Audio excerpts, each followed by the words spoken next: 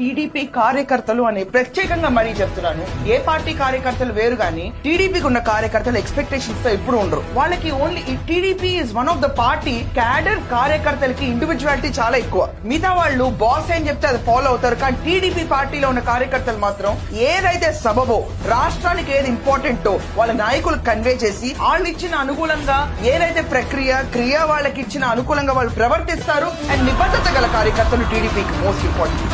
1982లో నందమూరి తారక రామారావు గారు March 29 TDP party పెట్టగా, దాని తర్వాత 1984లో నారా చంద్రబాబు నాయుడు గారు టీడీపీ పార్టీలో జాయిన్ అయిన తర్వాత ఫస్ట్ ఫోకస్ చేసింది క్యాడర్ మీద. బూత్ ఏజెంట్ దగ్గర నుంచి కార్యకర్తగా ప్రతి ఒక్కళ్ళు టీడీపీ కండువ కప్పుకున్నాడు.